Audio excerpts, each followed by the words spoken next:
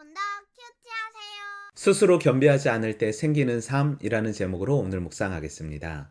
하나님의 말씀에 순종함으로 르호보암이 다스리는 남유라는 견고하여지고 세력이 강하게 되었지만 여호와의 율법을 버림으로 애굽 왕 시삭의 침입을 받게 됩니다. 이때 스마야를 통해 하나님의 말씀을 들은 왕과 백성들이 다시 겸비해지자 하나님께서는 자비를 베푸셔서 구원해 주십니다.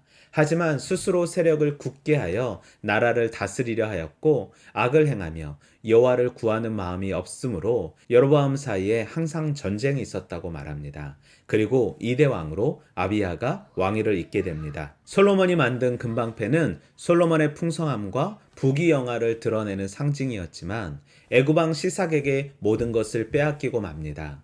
이 심판은 솔로몬이 금과 말과 아내를 많이 얻은 것에 대한 심판을 보여주는 것입니다.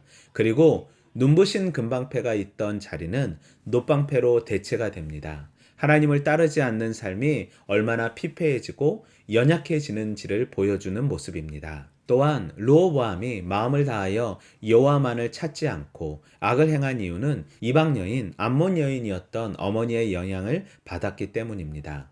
하지만 그는 영적 부모인 스마야의 말을 듣고 위기에서 탈출할 수 있었습니다. 우리는 본문 속에서 율법을 버리고 범죄할 때 위기를 주시는 하나님, 스스로 겸비하고 하나님께 나아갈 때 용서하시고 살려주시는 하나님, 모든 것을 기록하고 계신 하나님을 발견할 수 있습니다. 악에서 떠날 수 있는 비결은 여호와의 마음을 견고하게 할 때입니다. 작신삼일이라는 말이 있듯이 초심의 마음은 강할 수 있지만 시간이 지나면서 흔들리게 됩니다.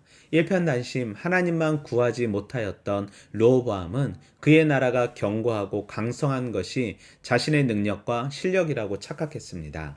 강성함의 원인은 사람의 실력이 아닌 하나님의 말씀에 순종할 때 시작됩니다. 하지만 왕권이 강해지자 그는 여호와의 율법을 버리고 우상을 숭배함으로 하나님의 눈에 악을 행합니다. 이전에는 백성들이 그가 하나님께 순종하도록 도왔지만 이제는 백성들도 악한 길에 동참합니다. 지도자의 모습에 따라 백성들의 삶의 태도가 바뀌는 것을 볼 수 있습니다. 그리고 감사하게 들을 수 있는 길을 허락하셔서 르호보암은 스마야의 말을 듣고 스스로 돌이켜 하나님의 말씀에 순종함으로 위기를 극복하게 됩니다. 여호와께 범죄할 때, 스스로 마음을 겸비하지 않을 때 인생의 겨울이, 인생의 위기가, 어려움이 찾아옴을 알게 하시니 감사합니다. 갈대 같은 내 믿음을 온전히 굳게 세우기 위해 말씀과 기도로 무장하는 삶 살길 소망합니다. 상황에 따라 의지의 대상을 바꾸는 미련한 삶의 모습이 아닌 상황은 변해도 변치 않는 하나님만 의지하며 또 내 삶의 중심을 하나님께 드리길 다짐합니다.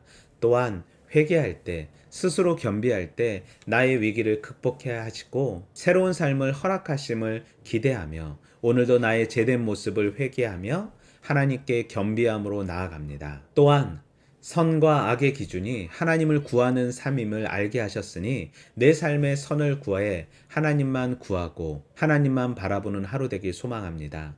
내 삶의 모든 행적을 기억하시는 하나님의 눈을 의식하며 오늘도 하나님의 말씀으로 승리하는 하루 되길 소망합니다. 오늘도 말씀으로 화이팅!